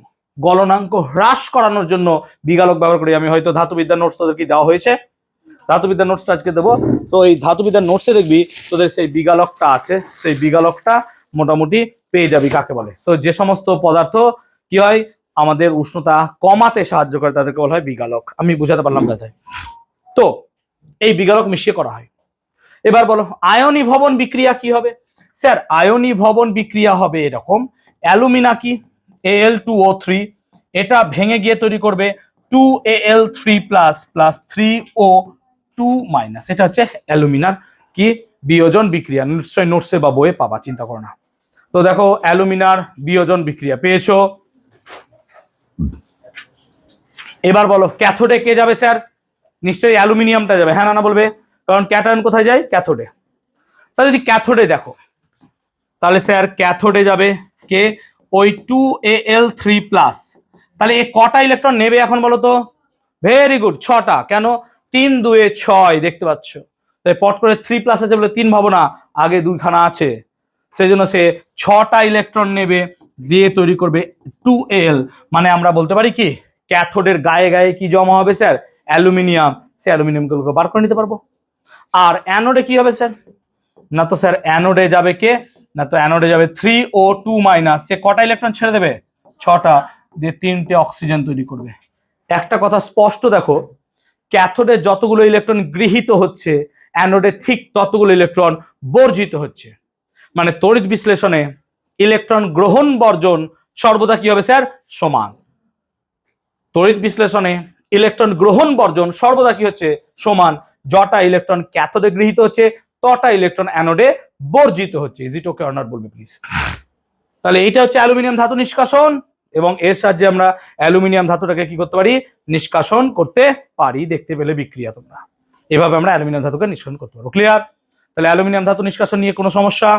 যদি তোমাকে স্কুলে স্যার বা ম্যাডাম জিজ্ঞেস করেন কেন তুমি এখানে ক্রায়োলাইট ফ্লুওস্পার মেশাচ্ছ, গলনাঙ্কটাকে কি করানোর জন্য কমানোর জন্য। যদি এগুলো না মেশাই এর গলনাঙ্ক অনেক বেশি, তাহলে পরে অ্যালুমিনিয়াম উৎপাদন করতে কি হবে প্রচুর খরচ হবে, তাহলে অ্যালুমিনিয়াম ফয়েল দিয়ে তুমি খাবার আর কিনতে পারবে না। বুঝতে পেরেছো ব্যাপারটা? অ্যালুমিনিয়াম আমাদের দেশে সস্তা এই কারণেই, আরো সস্তা হতো যদি আরো তড়িৎ পাওয়া যেত। যাই হোক, বোঝাতে পেরেছি নিশ্চয়। ধাতু পরিশোধন, আমরা এবার অ্যালুমিনিয়াম ধাতু নিষ্কাশন করার পর কপার ধাতুকে কি করব পরিশোধন করব। কপার ধাতু পরিশোধন করার জন্য আমরা কি করব, সেই ব্লিস্টার কপার মনে আছে নিশ্চয়ই, একটু আগে বোঝাচ্ছিলাম, সেই ব্লিস্টার কপারকে এনে কোথায় রাখবো অ্যানোডে। ব্লিস্টার কপারকে রাখলাম অ্যানোডে। এইটা হচ্ছে ধরো সেই ব্লিস্টার কপারটা, এটা হচ্ছে ব্লিস্টার কপার, যেটা বললাম না সালফার অক্সিজেন, বুঝালাম তো ব্যাপারটা। এবার সেই ব্লিস্টার কপারটাকে এনে আমরা কি করব, এখানে মসলিন কাপড়, যে ঢাকার বিখ্যাত মসলিন কাপড় ছিল, সেই মসলিন কাপড় দিয়ে এখানে বেঁধে দেবো। এরকম দিলাম, কেন পরে বোঝাচ্ছি। মসলিন কাপড় দিয়ে বেঁধে দিলাম। আর আমরা অ্যানোড রূপে ব্লিস্টার কপার নেওয়ার পর ক্যাথোড রূপে নেব কপারের পাতলা দণ্ড, কপারের পাতলা দণ্ড। আর তড়িৎ বিশ্লেষ্য রূপে নেব কপার সালফেটের জলীয় দ্রবণ। তাহলে বলো কপার সালফেট ভেঙে যাবে কেন? কারণ তুমি কপার ধাতুকে নিষ্কাশন করছো বলে। হ্যাঁ অবশ্যই, তারই লবণ নিতে হবে অবশ্যই। তাহলে কপার সালফেট এর লবণ নিলে পরে কি হবে? Cu2 plus plus SO4 2 minus, আর H2 ভাঙলে কি হবে স্যার? H plus. আর বাকি এবার আমরা প্রত্যেকেই জানি স্যার ক্যাথোডে কি ঘটবে, হ্যাঁ না বলো? একটু আগে কি পড়লাম? কে যাবে স্যার? Cu2 প্লাস দুটো ইলেকট্রন নিয়ে কি তৈরি করবে? Cu। তাহলে ক্যাথোডটা আস্তে আস্তে কি হবে স্যার? মোটা হবে। তাহলে বলো তো ক্যাথোডটা আস্তে আস্তে ওজনটা ভারী হবে। বুঝতে পারলাম? ক্যাথোডটা আস্তে আস্তে মোটা হবে। আর অ্যানোডে কে যাবে স্যার? স্যার অ্যানোডে এরা যাবে না, অ্যানোডে এখান থেকে কপার গুলো ভেঙে দ্রবণে চলে আসবে, হ্যাঁ না বলো? তাহলে Cu মাইনাস 2 দিয়ে কি তৈরি হবে স্যার? Cu2 plus. অর্থাৎ এই অ্যানোড থেকে কপার গুলো দ্রবণে চলে আসবে। তার মানে কি মনে হবে? অ্যানোড থেকে আস্তে আস্তে কপার খুলে যাচ্ছে, আর ক্যাথোডে কপার গুলো আস্তে আস্তে মোটা হচ্ছে। এমনও মনে হবে এখানকার সমস্ত কপার এখানে চলে যাচ্ছে। হতে হতে হতে হতে যখন সমস্ত এখানকার কপার চলে যাবে তখন দেখবো এখানকার বিক্রিয়াটা কি হয়ে গেছে? বন্ধ।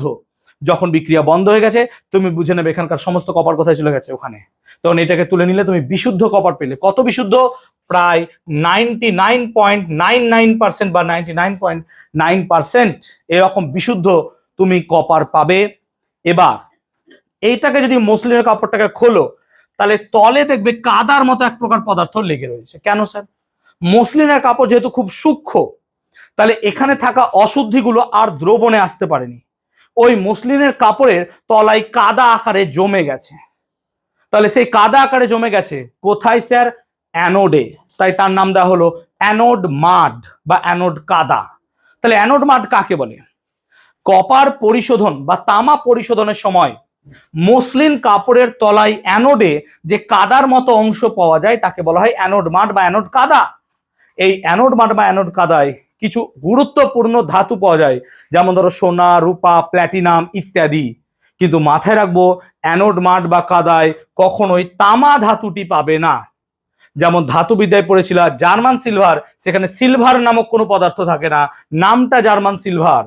সেরকমই অ্যানোড কাদাটা পাওয়া যাচ্ছে তামার পরিশোধনে, কিন্তু সেই অ্যানোড কাদায় কোনো তামা থাকবে না। সোনা, রূপা, প্ল্যাটিনাম, রোডিয়াম এর RH দেখবে এরকম কিছু পদার্থ থাকবে, বাট তামা থাকবে না। আমি কি বুঝাতে পেরেছি ব্যাপারটা? Is it okay? ক্লিয়ার হয়েছে? তাহলে এইভাবে আমরা তামাকে পরিশোধন করতে পারবো। ক্লিয়ার? তড়িৎ লেপন। তড়িৎ বিশ্লেষণ পদ্ধতিতে একটি ধাতুর ওপর অন্য একটি ধাতুর প্রলেপ দেওয়ার প্রক্রিয়াকে বলছি ইলেকট্রোপ্লেটিং বা তড়িৎ লেপন। যেমন ধরো আমরা অনেক সময় সোনার জল পড়া অর্নামেন্টস ইউজ করি কার উপর? সিলভারের উপর। তাহলে এগুলো আমরা ইউজ করি। তো নীতি কি হবে? না তো তড়িৎ বিশ্লেষণের পদ্ধতিতে একটি ধাতুর উপর অন্য ধাতুর প্রলেপ দেব। মাথায় রাখবা যে ধাতুটাকে প্রলেপ দেবা বা যার উপর প্রলেপ দেবা তাকে সবসময় নেবা ক্যাথোডে, আর যার প্রলেপ দেবা তাকে সবসময় নেবা অ্যানোডে। যেমন ধরো আমি যদি মনে করি যে আমার লোহার বালতিতে প্রচুর জং বা মরচে পড়ে যাচ্ছে, তো লোহার বালতির ওপর যদি আমি জিঙ্কের প্রলেপ দিই সেই প্রসেসটাকে বলা হয় গ্যালভানাইজেশন। তাহলে আমি লোহার বালতিটাকে নেব কোথায় স্যার? না তো লোহার বালতিটাকে আমরা নেব ক্যাথোডে। যার উপর প্রলেপ দেবো অনেস তাকে কোথায় নেব? ক্যাথোডে। ঠিক তো? আর যার প্রলেপ দেবো, কার প্রলেপ দেবো স্যার? জিঙ্কের। সেই জন্য জিঙ্ককে আমরা এখানে নেব অ্যানোডে। এটা হচ্ছে জিঙ্ক স্যার, মাথায় রাখবে। আর যার প্রলেপ দেবা তড়িৎ বিশ্লেষ্য তারই একটি লবণ নিতে হবে। যেমন জিঙ্কের একটি লবণ কি হতে পারে? Zinc sulphate. তাহলে এরকম একটা লবণ। তাহলে এখন বলো যদি জিঙ্ক সালফেট স্যার ভেঙে যায় গিয়ে তৈরি করবে কি? Zn2+ আর কি তৈরি করে? SO4 2-। আর জলও তো থাকবে, সেজন্য কি হবে? H+ আর। এবার বলো ক্যাথোডের বিক্রিয়া কি হবে স্যার? Zn2+ প্লাস কি হবে? 2E দিয়ে কি তৈরি হবে? Zn। তার মানে অ্যাজ ইফ মনে হবে ক্যাথোডের ওপর গিয়ে জিঙ্ক গুলো এখানে যেন কি হয়ে যাচ্ছে স্যার? জমা হয়ে যাচ্ছে। তাহলে আস্তে আস্তে বালতির ওপর কার প্রলেপ পড়ে যাবে? জিঙ্কের। আর অ্যানোডে কি হবে স্যার? অ্যানোডে জিঙ্ক গুলো খুলে খুলে চলে আসবে দ্রবণে, এবং আস্তে আস্তে অ্যানোডটা কি হবে স্যার? সরু হতে থাকবে, পাতলা হতে থাকবে। তার মানে অ্যাজিফ মনে হবে অ্যানোডের জিঙ্ক গুলোই যেন কোথায় চলে গেছে? এই বালতিতে। বুঝাতে পেরেছি ব্যাপারটা? তাহলে এই হচ্ছে আমাদের কি না তো ইলেকট্রোপ্লেটিং। এর সাথে তুমি যার ইচ্ছা প্রলেপ দিতে পারো। যেমন ধরো লোহার ওপর যদি নিকেলের প্রলেপ দাও তাকে বলা হয় নিকেল প্লেটিং। তো নিকেল প্লেটিং এর ক্ষেত্রে লোহার উপর যেহেতু প্রলেপ দেবো, ক্যাথোড রূপে কি নেবো স্যার? লোহা। অ্যানোড রূপে কি নেবো? নিকেল। আর তড়িৎ বিশ্লেষ্য রূপে নেব নিকেল সালফেটের জলীয় দ্রবণ। কিন্তু মাথায় রাখবা এখানে সামান্য পরিমাণ বোরিক অ্যাসিড মিশিয়ে দেওয়া হয়। তোমাদের নোটসে বা বইয়ে 128 নম্বর পেজে তোমরা এটা খুঁজে পাবা। দেখো অনেকগুলো প্লেটিং আমি দিয়ে রেখেছি। তো সেখানে দেখো নিকেল প্লেটিং বলে একটা কথা পাবা। তো নিকেল প্লেটিং এর ক্ষেত্রে ব্যাপারটা বুঝলাম। তেমনি দেখো তোমাদের থাকতে পারে টিন প্লেটিং। টিন প্লেটিং এর ক্ষেত্রে লোহার উপর আমরা টিনের প্রলেপ দেবো। তাহলে ক্যাথোডে নেবো লোহা, অ্যানোডে নেবো টিন, আর তড়িৎ বিশ্লেষ্য রূপে নেবো স্ট্যানাস ক্লোরাইড। নিশ্চয়ই পেয়েছো ব্যাপারটা, এসেনসিয়াল টু। তেমনি আমরা যদি গ্যালভানাইজেশন দেখি, জিঙ্কের প্রলেপ দেবো, গ্যালভানাইজেশন হয়ে যাবে। এরকমই আমরা সোনার প্রলেপ দিতে পারি। যেমন ধরো সিলভারের ওপর সোনার প্রলেপ দেওয়া, এটাকে বলা হয় গোল্ড প্লেটিং। গোল্ড প্লেটিং এর ক্ষেত্রে সিলভারের ওপর সোনা, আমি উল্টো বললাম, যাও, সিলভারের ওপর সোনার প্রলেপ দিলাম, তাহলে সিলভারের ওপর সোনার প্রলেপ দেওয়াকে বলবো আমরা গোল্ড প্লেটিং। তাহলে এখানে ক্যাথোড রূপে নেবো সিলভার, অ্যানোড রূপে নেবো কি? সোনা, তাই না? সোনার প্রলেপ দেবো। আর তড়িৎ বিশ্লেষ্যের উপর নেবো পটাশিয়াম অরোসাইনাইড। তাই গোল্ড প্লেটিং এর ক্ষেত্রে তড়িৎ বিশ্লেষ্য রূপে নেওয়া হয় পটাশিয়াম অরোসাইনাইড। সেরকমই ধরো কোনো কিছুর ওপর সিলভারের প্রলেপ দেবো, যেমন ধরো ব্রোঞ্জ, ব্রোঞ্জের ওপর যদি সিলভারের প্রলেপ দিই তাহলে ক্যাথোড রূপে নেবো ব্রোঞ্জ, আর অ্যানোড রূপে নেবো সিলভার, আর তড়িৎ বিশ্লেষ্য রূপে নেবো কি? Potassium argento cyanide. Is it okay or not বলবে প্লিজ? তাহলে পটাশিয়াম আর্জেন্টো সাইনাইড নিয়ে নিলাম। ক্লিয়ার হয়েছে ব্যাপারটা? আমি কি গ্যালভানাইজেশন বুঝালাম? তড়িৎ লেপনের উদ্দেশ্য কি? তো দেখো তড়িৎ লেপনের দুটি প্রধান উদ্দেশ্য হচ্ছে, এক নম্বর যে কি ধাতুকে রক্ষা করা। আমরা ধাতুবিদ্যা অধ্যায়ে পড়েছি প্রতি বছর লোহায় মেট্রিক টন পরিমাণ মরচে পড়ে যায় এবং কি হয়? লোহাগুলো নষ্ট হয়। সেজন্য সেই লোহার উপর যদি জিঙ্কের প্রলেপ বা টিনের প্রলেপ বা এরকম কিছু প্রলেপ দেওয়া হয় তাহলে সেই ধাতুটাকে রক্ষা করা যায়। সেজন্য গ্যালভানাইজেশন এই পদ্ধতিতে আমরা ধাতুগুলোর ওপর কি করতে পারি? প্রলেপ দিয়ে ধাতুগুলোকে বাঁচাতে পারি। আবার ধাতুর মূল্যবোধকে বাড়ানো যেতে পারে। যেমন ধরো আমার কাছে সিলভার আছে, আমি তার উপর গোল্ডের প্রলেপ দিয়ে সেটাকে অনেক সময় দেখতে গোল্ড লাগে এরকম একটা অর্নামেন্টে বানানো যায়। যেমন অনেক সময় ধরো গিফটের ক্ষেত্রে আমরা সিলভারের গিফট গোল্ড বানিয়ে দিয়ে দিতেই পারি, তাই না? কোনো এক সময় দরকার পড়লো, সে বলেছে ধরো কোনো কিছু আছে অনুষ্ঠান বাড়িতে, সেদিন তোমাকে ঘরে সোনা ছাড়া ঢুকতে দেওয়া হবে না, তো তুমি জানো সোনা কিনতে পারবো না, পকেটে টান আছে, তাহলে তুমি কি করতে পারো? সিলভারের প্রলেপ দিতে, সিলভারের উপর গোল্ডের প্রলেপ দিতে পারো। তাহলে সেও খুশি, আমার পকেটও খুশি, আমরা সবাই খুশি, সব ভালো হয়ে যাবে। এবার যদি সিলভার কেনারও ক্ষমতা না থাকে তাহলে ব্রোঞ্জের ওপর সিলভারের প্রলেপ দিয়ে সিলভার নিয়ে যেতে পারো, তাহলে বলতে পারবে যে সিলভার তো অ্যাটলিস্ট দিয়েছি। দয়া করে ব্রোঞ্জের উপর গোল্ডের প্রলেপ দিতে যাও না, কারণ সেই প্রলেপ বেশি দিন টেকে না। ব্রোঞ্জের ওপর গোল্ডের প্রলেপ বেশি দিন টিকবে না, সেজন্য কিছুদিন ব্যবহার করলে পরে কি হয়ে যাবে? নষ্ট হয়ে যাবে। তখন তোমাকে খুঁজে পাওয়া পৃথিবীতে সন্দেহ আছে যে পাবো কিনা, আলটিমেটলি যে নাও খুঁজে পেতে পারি, তাই না? বুঝেছো স্নেহ? বুঝেছো? সোনার উপর রূপোর প্রলেপ তুই হাম্মু খুলে দিবি যে সোনার উপর রূপোর প্রলেপ দিয়ে দেবো তাকে, তাই না? কি এটা কি প্র্যাঙ্ক করবো নাকি? যে 5 মাস পর তো জানতেই পারো যে ভেতরে সোনাই আছে। আচ্ছা আচ্ছা, ভাবো ভাবো, তুমি ভাববা এসব। যাও, তো ক্লিয়ার হলো ব্যাপারটা? তড়িৎ বিশ্লেষণ আমরা শেষ করলাম আজকে। আই হোপ ক্লাস ভালো লাগলো।